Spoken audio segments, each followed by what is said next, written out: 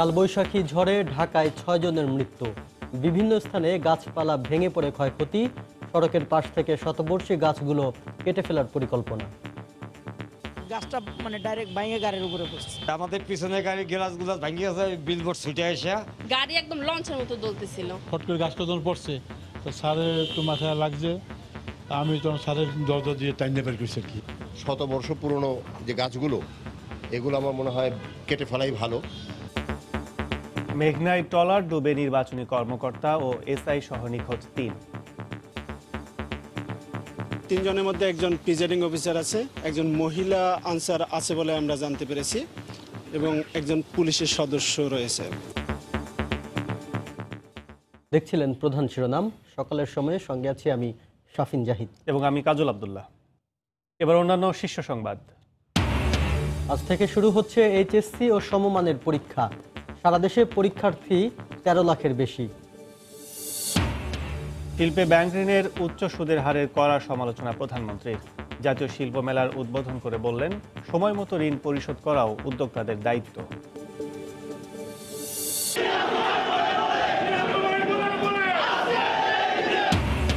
স্বাধীনতা দিবসের আলোচনা সভায় জিয়াউর রহমানের নাম না বলায় ডক্টর কামালের বিরুদ্ধে বিএনপি কর্মীদের ক্ষোভ, স্লোগান। রাজধানীর বহুতল ভবনে আজ থেকে অভিযান।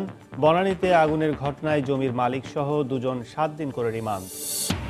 এবং আগামী মাসেই পদ্মা সেতুর মাওয়া প্রান্তে সব পিলার বসানোর পরিকল্পনা। চলতি মাসে জাজিরা প্রান্তে বসতে যাচ্ছে সেতুর 10ম স্প্যান।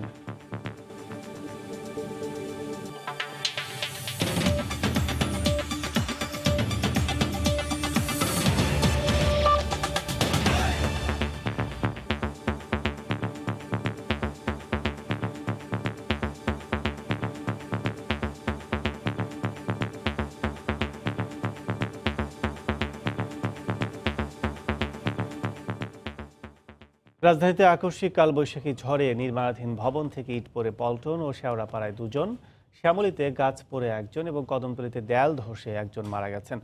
এছাড়া ঝড়ের কবলে পড়ে বুড়িগঙ্গায় নৌকা ডুবে আরও 2 জনের মৃত্যু হয়েছে। গতকাল সন্ধ্যার দিকে কালবৈশাখীর প্রভাবে গাছপালা ভেঙে সড়কে পড়ায় বন্ধ হয়ে যায় যান চলাচল। এতে চরম দুর্ভোগে পড়েন নগরবাসী। পরে ফায়ার সার্ভিস কর্মীদের প্রায় 4 ঘন্টার উদ্ধার তৎপরতায় বিভিন্ন সড়কে যান চলাচল স্বাভাবিক হয়। এই অবস্থায় রাজপথে শতবর্ষী গাছগুলো কেটে ফেলার পরিকল্পনার কথা জানালো সিটি কর্পোরেশন।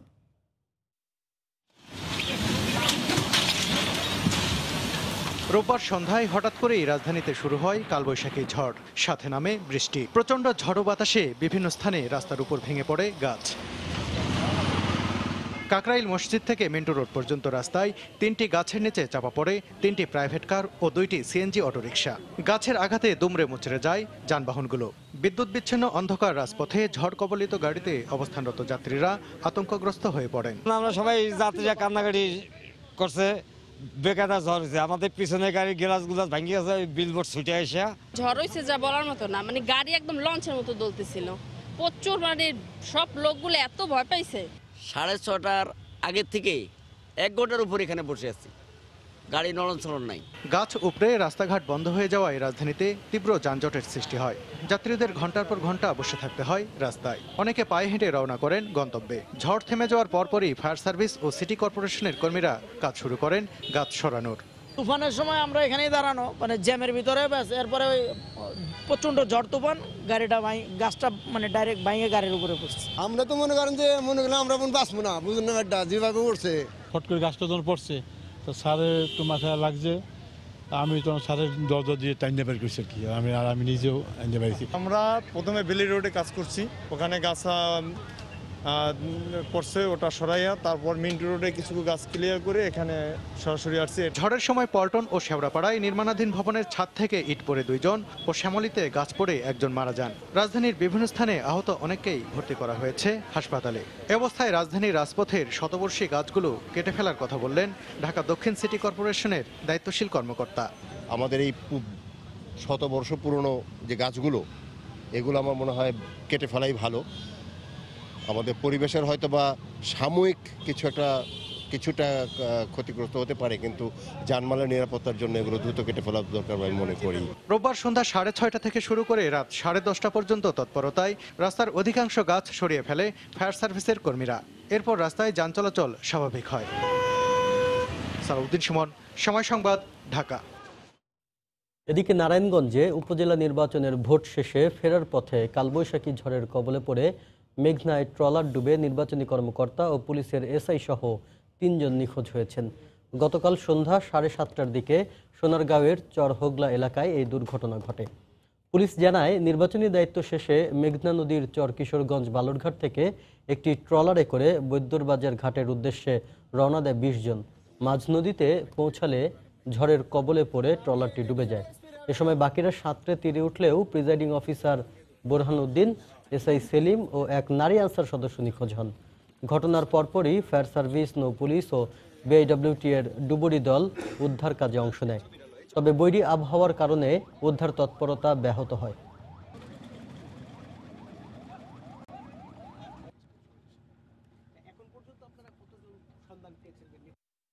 বিভিন্নভাবে সাঁতরায় তারা মানে তীরে উঠতে পেরেছে 16 জন। আরও 3 জনকে পাওয়া যাচ্ছে না বলে আমরা জানতে পেরেছি। 3 জনের মধ্যে একজন প্রিজাইডিং অফিসার আছে, একজন মহিলা আনসার আছে বলে আমরা জানতে পেরেছি, এবং একজন পুলিশের সদস্য রয়েছে। কোস্টগার্ড, ডুবুরি দল, র্যাবের টিম, পুলিশ সবাই এখানে উদ্ধার কাজ চালাচ্ছে। সকালের সময়ও থাকছে। চতুর্থ ধাপের উপজেলা নির্বাচনে সরাসরি ভোটে 45টিতে আওয়ামী লীগ প্রার্থী জয়ী, 33টিতে স্বতন্ত্র ও জাতীয় পার্টি। স্থগিত রয়েছে বেশ কয়েকটি কেন্দ্রের ফল।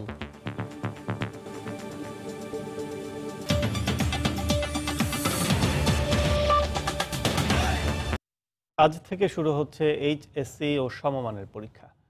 এবার দেশের 9,081টি প্রতিষ্ঠানের 13,51,505 জন শিক্ষার্থী পরীক্ষায় অংশ নেবেন।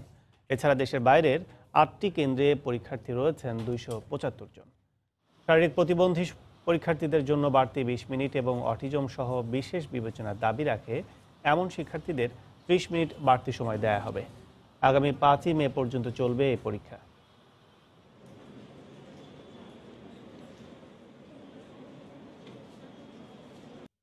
শিল্পে ব্যাংক ঋণের জটিলতাই বড় বাধা উল্লেখ করে প্রধানমন্ত্রী শেখ হাসিনা সুদের হার কেন কমানো হচ্ছে না তা খতিয়ে দেখার নির্দেশ দিয়েছেন। রাজধানীর বঙ্গবন্ধু আন্তর্জাতিক সম্মেলন কেন্দ্রে গতকাল প্রথম শিল্প মেলার উদ্বোধনী অনুষ্ঠানে একথা বলেন প্রধানমন্ত্রী। এ সময় শিল্প খাতকে বহুমুখীকরণের আহ্বান জানিয়ে শেখ হাসিনা বলেন, সময়মতো ঋণ পরিশোধ করাও শিল্প উদ্যোক্তাদের দায়িত্ব। একসময়ের কৃষিপ্রধান এই বাংলাদেশ আজ বিশ্বায়নের ধারায় ক্রমেই সমৃদ্ধ হচ্ছে শিল্প খাতের নানা সম্ভাবনায়। বর্তমানে দেশের মোট দেশজ উৎপাদনে শিল্প খাতের অবদান গিয়ে ঠেকেছে 33.71%। লক্ষ্য রয়েছে 2021 সালের মধ্যে এই ধারা উন্নীত করা হবে 40%। টেকসই শিল্প খাতের বিকাশে শিল্প উদ্যোক্তা সহ দেশি বিদেশি ব্যবসায়ী বিনিয়োগকারীদের আকৃষ্ট করতে দেশে এই প্রথমবারের মতো আয়োজিত হলো জাতীয় শিল্প মেলা। সকালে রাজধানীর বঙ্গবন্ধু আন্তর্জাতিক সম্মেলন কেন্দ্রে এই আয়োজনে যোগ দেন প্রধানমন্ত্রী।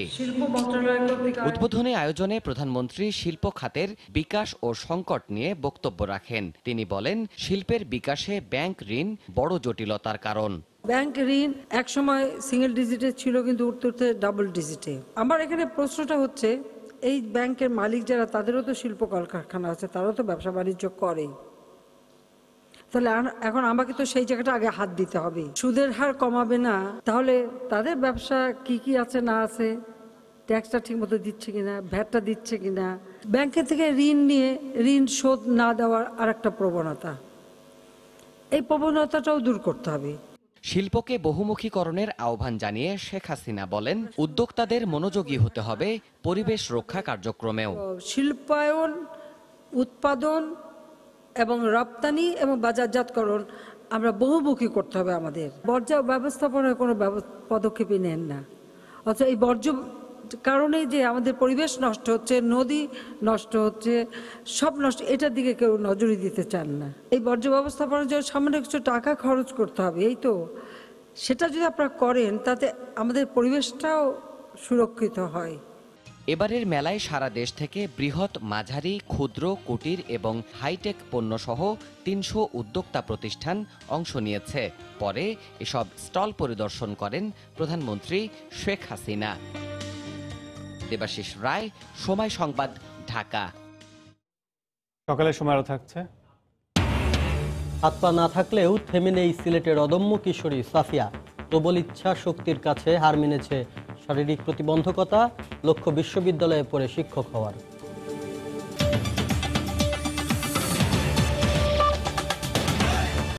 জাতীয় ঐক্যফ্রন্টের স্বাধীনতা দিবসের আলোচনা সভায় ডক্টর কামাল হোসেন তার বক্তব্যে বঙ্গবন্ধুর নাম বললেও জিয়াউর রহমানের নাম না বলায় সভাস্থলেই বিক্ষোভ করেছেন বিএনপি নেতাকর্মী। গতকাল বিকেলে জাতীয় প্রেস ক্লাবে এ ঘটনা ঘটে। পরে বিএনপি নেতাদের হস্তক্ষেপে শান্ত হন নেতাকর্মীরা। স্বাধীনতা দিবস উপলক্ষে রোববার বিকেলে জাতীয় প্রেস ক্লাবে আলোচনা সভার আয়োজন করে জাতীয় ঐক্যফ্রন্ট। পূর্ব নির্ধারিত এ সভায় উপস্থিত ছিলেন বিএনপি মহাসচিব মির্জা ফখরুল ইসলাম আলমগীর, গণফোরাম সভাপতি ডক্টর কামাল হোসেন, ডক্টর জাফরুল্লাহ সহ ঐক্যফ্রন্টের শীর্ষ নেতারা। সভায় মির্জা ফখরুল ইসলাম আলমগীরের পর বক্তব্য শুরু করেন ডক্টর কামাল হোসেন। সংবিধানে ১ নম্বর স্বাক্ষর আছে বঙ্গবন্ধু শেখ মুজিবুর রহমানের, তো ওনাকে নিয়েও কোনো বিতর্কর কোনো অবকাশ নেই। দলীয় দৃষ্টিভঙ্গি থেকে বেরিয়ে এসে আমাদেরকে ঐক্যমতে ঐক্যবদ্ধ হয়ে আমাদের লক্ষ্য অর্জন করা উচিত এবং সম্ভব।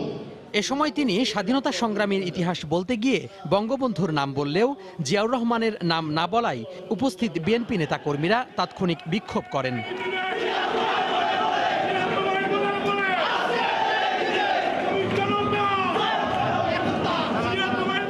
নেতারা হল থেকে বের না হওয়া পর্যন্ত স্লোগান অব্যাহত রাখেন তারা। এর আগে সভায় বিএনপি মহাসচিব অভিযোগ করেন, বেগম জিয়া কারাগারের বাইরে থাকলে জনগণকে আটকে রাখা যাবে না বলেই তাকে মুক্ত করছে না সরকার। বিএনপিকে নিয়ে তাদের এতই দুশ্চিন্তা যে এখন তারা বিএনপিকে নিয়েই সবসময় কথা বলছেন। প্রতিপক্ষ মনেই না হয় তারা আজকে বিএনপিকে নিয়ে এত কথা বলছেন কেন? পরিষ্কার একটি প্রশ্ন যে আমরা দেশে গণতন্ত্র চাই, জনতার ঐক্য গড়ে তুলে এই দেশে অবশ্যই গণতন্ত্রকে পুনরুদ্ধার করব এবং দেশনেত্রী বেগম খালেদা জিয়া যিনি গণতন্ত্রের প্রতীক, যাকে নিয়েই গণতন্ত্রের সংগ্রাম, তাকে সামনে রেখে আমরা তাকেও মুক্ত করব ইনশাআল্লাহ। ঐক্যবদ্ধ আন্দোলনের মধ্য দিয়ে সব রাজবন্দীকে মুক্ত করতে হবে বলে জানান ঐক্যফ্রন্টের শীর্ষ নেতারা। তোহা খান তামিম, সময় সংবাদ, ঢাকা। কুমিল্লায় বাসে আগুন দিয়ে ৮ জনকে হত্যা মামলায় বিএনপি চেয়ারপারসন বেগম খালেদা জিয়াকে দেয়া হাইকোর্টের জামিন স্থগিত করেছেন সুপ্রিম কোর্টের চেম্বার আদালত। একই সঙ্গে আগামী ৭ই এপ্রিল এ বিষয়ে শুনানির জন্য দিন ধার্য করা হয়েছে। জামিন স্থগিত চেয়ে রাষ্ট্রপক্ষের আবেদনের পরিপ্রেক্ষিতে চেম্বার বিচারপতি নুরুজ্জামান এই আদেশ দেন। গত ৬ই মার্চ কুমিল্লার এ মামলায় বেগম জিয়াকে ৬ মাসের জামিন দিয়েছিলেন হাইকোর্ট। এ আদেশের বিরুদ্ধেই আবেদন করে রাষ্ট্রপক্ষ। ২০১৫ সালের শুরুর দিকে ২০ দলীয় জোটের অবরোধ চলাকালে কুমিল্লার ১৪ গ্রামে বাসে পেট্রোল দিয়ে আগুন দেয় দুর্বৃত্তরা। এতে দগ্ধ হয়ে মারা যান ৮ জন। পদ্মা সেতু নির্মাণ কাজের অগ্রগতি নিয়ে প্রতি মাসের ১ তারিখে আমরা বিশেষ রিপোর্ট প্রচার করে থাকি। এরই ধারাবাহিকতায় আজ থাকছে বর্ষা মৌসুমে সেতুর কাজের পরিকল্পনার খবর। বর্ষার তীব্র স্রোতে মূল নদীতে কাজ করা কঠিন, তাই আগামী মাসের মধ্যেই মাওয়া প্রান্তে সব পিলার বসানোর লক্ষ্য নিয়ে কাজ চলছে পদ্মা সেতুতে। নকশা জটিলতায় ১.৫ বছরের বেশি সময় বন্ধ থাকার পর কাজ শুরু হয়েছে ৬ ও ৭ নম্বর পিলারের। এছাড়া চলতি মাসে জাজিরা প্রান্তে ১০ম স্প্যানটি বসিয়ে দেওয়ার পর স্প্যান বসানোর কাজ শুরু হবে মাওয়া প্রান্তের ১৩ নম্বর পিলার থেকে। ওমর ফারুকের ছবিতে রিপোর্ট এহসান জুয়েলের। জাজিরা প্রান্তের এক ফ্রেমে ৮টি স্পেন মিলে দৃশ্যমান ১২০০ মিটারের সেতু। সবশেষ মডিউলের ৫টি স্পেন একসাথে বসানোর পর তার পাশেই আরেকটি মডিউলের ৩টি স্পেন বসানোর কাজ এর মধ্যে শেষ। সেতুর পরের স্পেনটিও বসানো হবে জাজিরা প্রান্তেই। সে তুলনায় কাজের গতি কিছুটা ধীর মাওয়া প্রান্তে। মাত্র একটি স্পেন উঠানো হয়েছে। ২০১৫ সালে আনুষ্ঠানিক কাজ শুরু হয়েছিল এই প্রান্তেই। নকশা জটিলতায় কাজ দীর্ঘদিন আটকে থাকার পর এখন চলছে পুরোদমে। এই প্রান্তে বর্তমানে পুরো কাজ শেষ হয়েছে আরও ১৪টি পিলারের। চলতি মাসে জাজিরায় ১০ম স্পেন বসানো হলে এর পরের স্পেনগুলো বসানো হবে মাওয়া প্রান্তের ৩ ও ৪ নম্বর মডিউলে।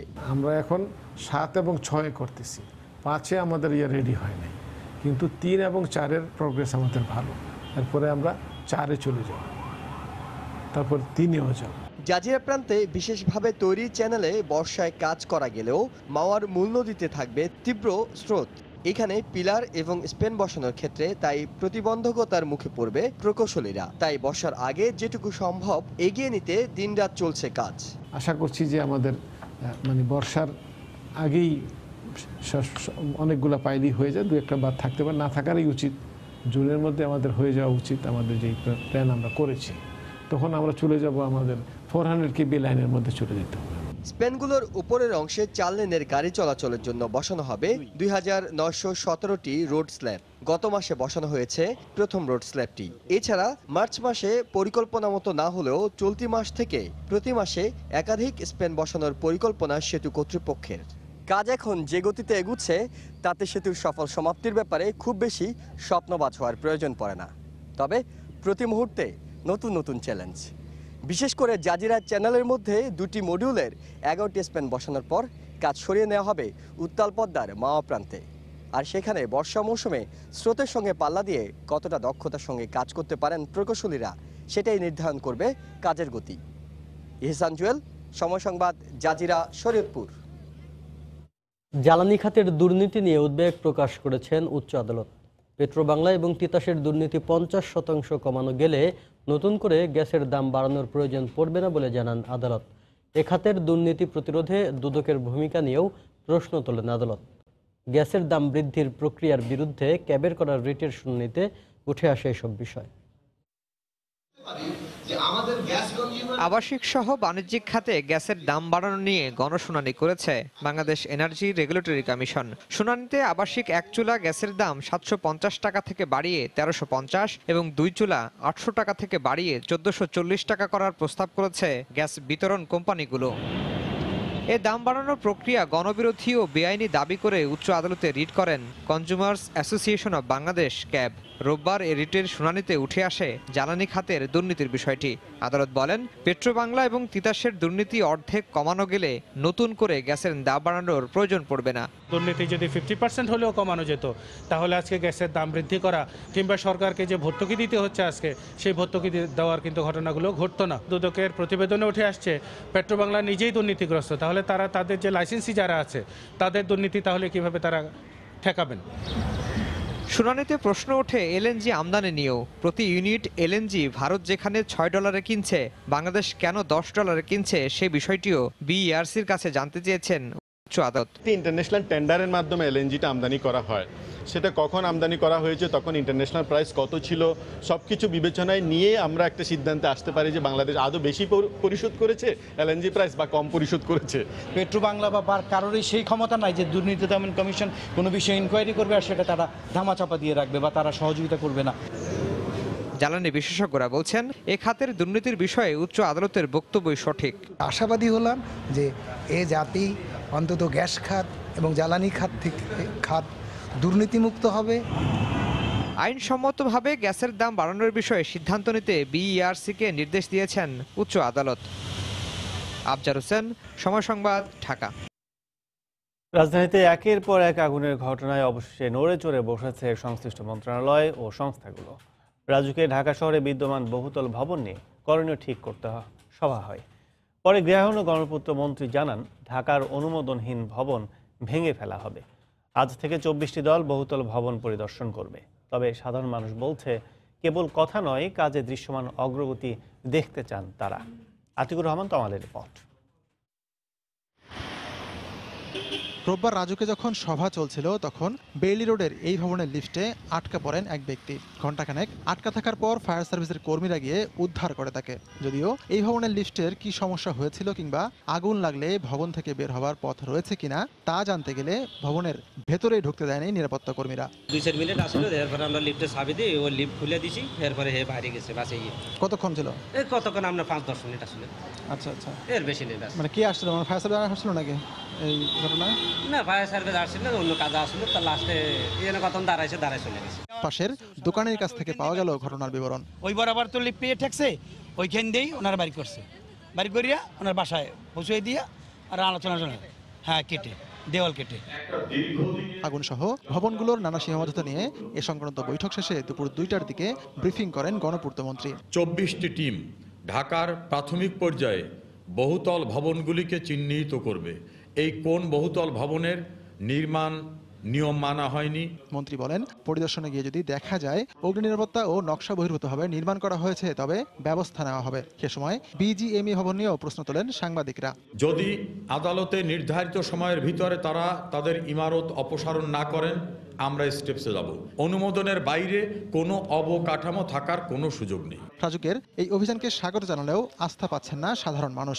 ঘটনা ঘটে গেছে তখন এটা নিয়ে আলোচনা হয়, কিন্তু এরপরে 1 সপ্তাহ 2 সপ্তাহ পরে এটা ডিসমিস। আগুন লাগলে যেন ইমার্জেন্সি এক্সিকিউটের কোনো ব্যবস্থা থাকে। ফায়ার এক্সিটটা এটা তো একটু স্পেসটা বড় রাখা উচিত। তারা বলছেন, বড় কোনো দুর্যোগে নানা রকম উদ্যোগ নিতে দেখা যায়, কিন্তু দুদিন পর সব চলে আগের মতোই। সে কারণে রাজুকের এই উদ্যোগ কতটা সফলতা পায় সেটাই এখন দেখার বিষয়। আতিকুর রহমান তমাল, সময় সংবাদ, ঢাকা। এদিকে বনানীর এফআর টাওয়ারের জমির মালিক প্রকৌশলী ফারুক হোসেন এবং 19 থেকে 23 তলার মালিক তাসভিরুল ইসলামকে 7 দিন করে রিমান্ড নিয়েছে আদালত। পুলিশের পক্ষ থেকে করা 10 দিনের রিমান্ড আবেদনের পরিপ্রেক্ষিতে গতকাল দুপুরে আদেশ দেন ঢাকা মহানগর হাকিম সাব্বির ইয়াসির আহসান চৌধুরী। এদিকে মামলার অন্যতম আসামি নির্মাতা প্রতিষ্ঠান রূপায়ণ গ্রুপের চেয়ারম্যান লিয়াকত আলী মুকুলকে গ্রেফতারের চেষ্টা চলছে বলে জানিয়েছে পুলিশ। রোববার দুপুরে আদালতে হাজির করা হয় এফআর টাওয়ারের জমির মালিক প্রকৌশলী ফারুক হোসেন এবং 19 থেকে 23 পর্যন্ত 5 তলার মালিক বিএনপি নেতা তাসভিরুল ইসলামকে।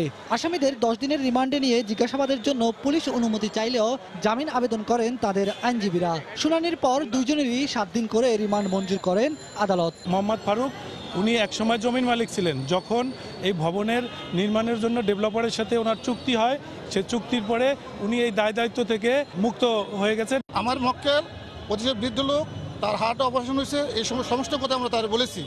বিজ্ঞ আদালত আমাদের সমস্ত কথা শুনছে, শুনে সে তার জুডিশিয়াল আদেশ দিয়েছে। এটা আমার কোনো বক্তব্য নয়, 7 দিনের রিমান্ড মঞ্জুর করছি। এর আগে শনিবার রাতে বাড়িধারা থেকে তাসভিরকে এবং বসুন্ধরা আবাসিক এলাকা থেকে ফারুককে গ্রেফতার করে ঢাকা মহানগর গোয়েন্দা পুলিশ। পুলিশ বলছে আগুনের ঘটনায় রাজুক সহ অন্য কোনো সংস্থার গাফিলতি আছে কিনা সেটিও আসবে তদন্তের আওতায়। এই বিল্ডিংটি প্রথমে 18 তলা পর্যন্ত অনুমোদন ছিল, পরবর্তীতে এটাকে 23 তলা করা হয়েছে। তো এটার অনুমোদন আছে কিনা, রাজুক এই অনুমোদন দিয়েছে কিনা সেই বিষয়টা এখন পর্যন্ত অস্পষ্ট। বৃহস্পতিবার বনানীর এফআর টাওয়ারে ভয়াবহ আগুনের ঘটনার পর অনুমোদনহীন 5 তলা এবং অগ্নি নিরাপত্তার যথাযথ ব্যবস্থা না থাকার অভিযোগ ওঠে। এ ঘটনায় অবহেলাজনিত মৃত্যুর অভিযোগে পুলিশ বাদী হয়ে 3 জনের নাম উল্লেখ করে বনানী থানায় মামলা করে। আসামি করা হয় অজ্ঞাত বেশ কয়েকজনকেও। তবে ভবনটির নির্মাতা প্রতিষ্ঠান রূপায়ণের চেয়ারম্যান লিয়াকত আলী মুকুলকে মামলার অন্যতম আসামি করা হলেও তিনি এখনও রয়ে গেছেন ধরাছোঁয়ার বাইরে। বেলায়েত হুসাইন, সময় সংবাদ, ঢাকা।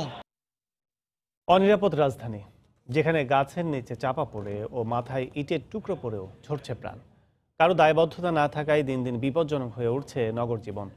বিশেষজ্ঞরা বলছেন, অপরিকল্পিত নগর সজ্জা, সংশ্লিষ্ট কর্তৃপক্ষের নজরদারির অভাব ও সমন্বয়হীনতাই এর জন্য দায়ী।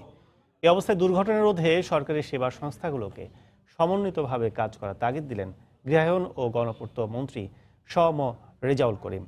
রতন মজুমদারের তোলা ছবিতে এহসানুল হক শাওনের রিপোর্ট।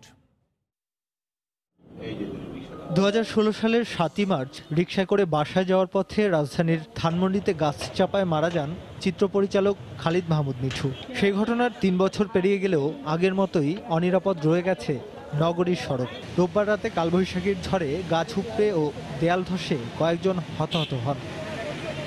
ঝড় কিংবা ঝড় ছাড়াই গাছ উপড়ে মাঝে মধ্যেই এমন প্রাণহানির ঘটনার দায় কার? বিশেষজ্ঞদের মতে রাজধানীতে সবুজায়নের নামে গাছ লাগিয়ে দায়সারা সৌন্দর্যবর্ধন করছে সিটি কর্পোরেশন। এছাড়া নজরদারির অভাবে নির্মাণাধীন ভবন থেকে ইট পড়ে বারবার মৃত্যুর ঘটনা ঘটছে বলেও মনে করেন তারা। 2 সিটি কর্পোরেশনে আসলে উদ্ভিদ নিয়ে এই ধরনের কোনো বিভাগ নেই। আরবরিকালচার হোক, যেটাই হোক, আমাদের প্রাণহানি ঘটে, তো সেটার জন্য সিটি কর্পোরেশনের যে সংশ্লিষ্ট বিভাগ থাকা উচিত, সেই বিভাগ থেকে এটা মনিটর করা উচিত। এই ঘটনাগুলো আমাদেরকে মনে করে দেয় আমরা কতটা অবহেলায়, অযত্নে এই শহরকে বিপজ্জনক একটা শহরের দিকে ঠেলে দিচ্ছি। পুরো নগরীকে পল্লবিত করা দায় দায়িত্ব কাউকে না কাউকে নিতে হবে। আমাদের 2জন নির্বাচিত মেয়র রয়েছেন, তারা এই দায়িত্ব পালন করবেন কিনা সেটা আমাদের দেখার বিষয় এখন। আর আমি আরেকটি উপায় দেখি, সেটা হচ্ছে জনস্বার্থে মামলা করে দেওয়া। জনস্বার্থে দু একটা মামলা হলে হয়তোবা তাদের সচেতনতা বাড়বে যে এভাবে জনহত্যা করা যায় না। তবে নির্দিষ্ট কোনো সংস্থাকে দায়ী না করে অনাকাঙ্ক্ষিত যে কোনো ঘটনা রোধে সব সংস্থার সমন্বিতভাবে কাজ করার গুরুত্ব তুলে ধরেন গৃহায়ন ও গণপূর্ত মন্ত্রী। পানির সংযোগ একভাবে, গ্যাসের সংযোগ একভাবে, সিটি কর্পোরেশনের সিদ্ধান্ত একভাবে, এই অসমন্বিত অবস্থা চলতে পারে না। আমাদের লক্ষ্য রয়েছে সমন্বিতভাবে কাজ করার। সমন্বিতভাবে কাজ করা সম্ভব, সেজন্য বিষয়ে একটা উদ্যোগ গ্রহণ করা হয়েছে। আমি আশা করি অদূর ভবিষ্যতে সমন্বিতভাবে আমরা কাজ করতে পারব। নাগরিক সচেতনতা বাড়লে অনেক দুর্ঘটনা এড়ানো সম্ভব বলে জানান মন্ত্রী। নাগরিক দায়িত্ববোধে নাগরিকদের এগিয়ে আসা উচিত। সময় সংবাদ, ঢাকা। চতুর্থ ধাপের উপজেলা পরিষদ নির্বাচনের বেসরকারি ফলাফলে অধিকাংশ উপজেলাতেই জয় পেয়েছেন আওয়ামী লীগের প্রার্থীরা। প্রাপ্ত ফল অনুযায়ী ৪৫টিতে জয় পেয়েছেন তারা, আর ৩৩টিতে স্বতন্ত্র ও জাতীয় পার্টি জয় পেয়েছেন। গতকাল ১০৭টি উপজেলায় নির্বাচন অনুষ্ঠিত হয়। এর মধ্যে ২৪টিতে আওয়ামী লীগের প্রার্থী সহ ৩৯টিতে বিনা প্রতিদ্বন্দ্বিতায় উপজেলা চেয়ারম্যান নির্বাচিত হয়। এবারের উপজেলা নির্বাচনে ৩ জন নারী প্রার্থী চেয়ারম্যান নির্বাচিত হয়েছেন। স্থগিত রাখা হয়েছে কুমিল্লার তিতাস উপজেলার ফল। এছাড়াও কুমিল্লার আরও ২টি উপজেলা সহ ঢাকার ধামরাইয়ে বেশ কয়েকটি কেন্দ্রের ফল স্থগিত রাখা হয়েছে। দুটি হাত দুটি পানি, তারপরও থেমে নেই অদম্য কিশোরী সাফিয়া। বাবা মায়ের কোলে চড়ে নবম শ্রেণীর ছাত্রী সাফিয়া প্রতিদিন যায় স্কুলে। শারীরিক প্রতিবন্ধকতাও হার মেনেছে তার প্রবল ইচ্ছাশক্তির কাছে। লক্ষ্য বিশ্ববিদ্যালয়ে পড়ার। আব্দুল আহাদের রিপোর্ট, ছবি তুলেছেন দিগেন সিং। সাফিয়ার স্কুলে যাওয়ার প্রস্তুতি চলছে। স্কুলের পোশাক পরানোর পর চুলের পরিচর্যার কাজও সারছেন মা হোসনে আরা খাতুন। তারপর সাফিয়াকে কোলে নিয়ে স্কুলের পথে রওনা হন বাবা আজমল হোসেন।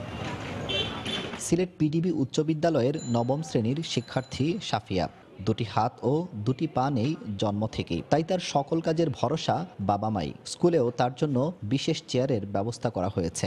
স্কুলের পুরোটা সময় কাটে এই চেয়ারে বসেই। ছুটি হলে আবারও মা এসে কোলে করে নিয়ে যান বাসায়। অফিস থেকে এসে আব্বু নিয়ে যান।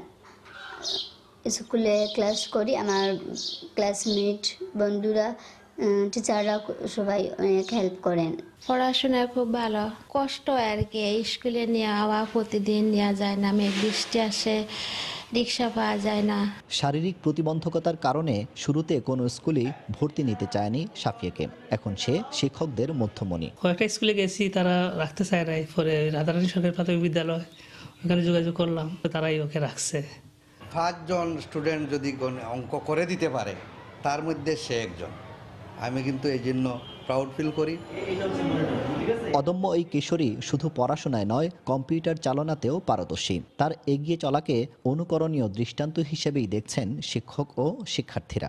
আমরা দুইজন তো কাজিন, আর সাথে ওর ক্লাসমেট।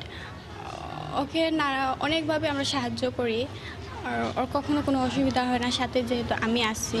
ও আমাদের থেকে অনেক বেটার। আমরা লেখাপড়া অনেক সময় আমরা যে লেখাপড়াগুলো পারি না, ও আমাদের থেকে বলে দেয়। আমরা খুবই গর্বিত যে সে আমাদের ক্লাসের একজন ক্লাসমেট। দুটো হাত না থাকায় আঁকতে সমস্যা হবে, এজন্য বিজ্ঞান বিভাগে ভর্তি হতে পারেনি। শুরুতে মন খারাপ হলেও এখন মানবিক বিভাগেই উচ্চশিক্ষা শেষে শিক্ষক হবার স্বপ্ন দেখছে সাফিয়া। আমি তো স্বাভাবিক মানুষের মতন নই, তাই আমি চাই যে শিক্ষক হতে, আর ছাত্রছাত্রীদের মানুষের মতো মানুষ গড়ে তুলতে, আর বাংলাদেশকে একটি উন্নত দেশে নিয়ে যেতে চাই। একমাত্র সন্তান সাফিয়াকে বিদেশে নিয়ে কৃত্রিম হাত পা লাগাতে চান বাবা মা, এজন্য সরকারি সহায়তাও চান তারা। আব্দুল আহাদ, সময় সংবাদ, সিলেট। সুনামগঞ্জে প্রাথমিক বিদ্যালয়ের এক শিক্ষককে কুপিয়ে জখম করেছে দুর্বৃত্তরা। গত রাত 9:30টার দিকে মধ্যনগর এলাকায় এই ঘটনা ঘটে। পুলিশ জানায়, বাজার থেকে বাড়ি ফেরার পথে একদল দুর্বৃত্ত মধ্যনগর বাজার সরকারি প্রাথমিক বিদ্যালয়ের শিক্ষক রমেন্দ্রচন্দ্র তালুকদারকে এলোপাতাড়ি কুপিয়ে পালিয়ে যায়। এ সময় তার চিৎকারে স্থানীয়রা ছুটে এসে উদ্ধার করে ময়মনসিংহ মেডিকেল নিয়ে যায়। দোষীদের গ্রেফতারে অভিযানে নেমেছে পুলিশ। সকালের সময় শীর্ষ সংবাদগুলো জানিয়ে দিচ্ছে আরেকবার।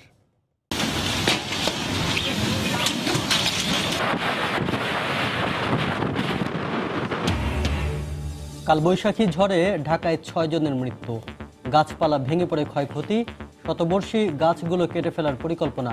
মেঘনায় ট্রলার ডুবে নিখোঁজ 3। আজ থেকে শুরু হচ্ছে এইচএসসি ও সমমানের পরীক্ষা। সারা দেশে পরীক্ষার্থী 13 লাখের বেশি। শিল্পে ব্যাংক ঋণের উচ্চ সুদের হারের কড়া সমালোচনা প্রধানমন্ত্রীর। জাতীয় শিল্প মেলার উদ্বোধন করে বললেন, সময়মতো ঋণ পরিশোধ করাও উদ্যোক্তাদের দায়িত্ব।